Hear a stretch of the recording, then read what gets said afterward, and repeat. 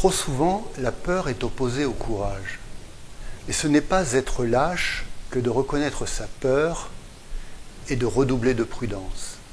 D'ailleurs, qu'y a-t-il de courageux à sauter d'une falaise en wingsuit pour frôler les mélèzes quand on est chargé de testostérone ou quand son amygdale tourne au ralenti?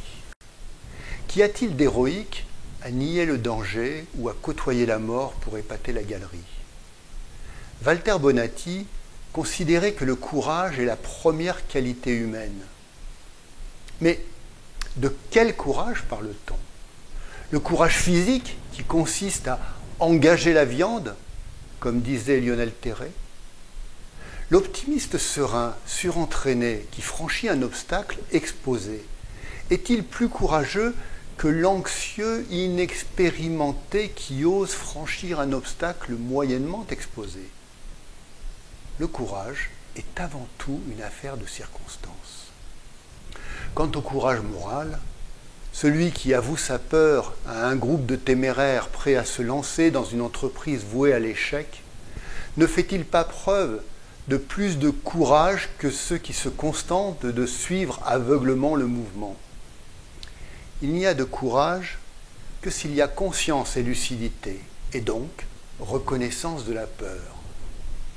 Aristote, déjà, pensait que l'homme courageux doit avoir une juste vision de la réalité, pour craindre ce qui doit l'être et ne pas craindre ce qui ne doit pas l'être. L'homme courageux de l'antique philosophe est pleinement conscient de l'évidente réalité, tout en restant libre, sans rien abandonner au fatalisme. Ni aveugle, ni téméraire, le courage véritable n'est pas inné. Il s'acquiert. On choisit d'être courageux, comme on choisit d'être libre et donc d'accepter la peur. Ce courage-là est le résultat d'un long apprentissage qui consiste à poser progressivement des actes courageux. Cette patiente éducation, si elle ne supprime pas la peur, nous permet de mieux la comprendre et de ne plus nous laisser submerger.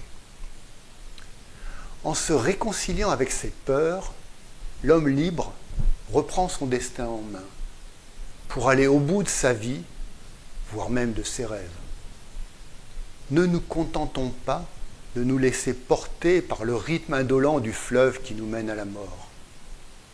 Quitte à connaître le frisson de la peur, inspirons-nous de l'expérience de ces trompes la mort que sont les aventuriers et les sportifs extrêmes. Prenons de vitesse les courants et les tourbillons de la vie. Nous n'en serons que plus libres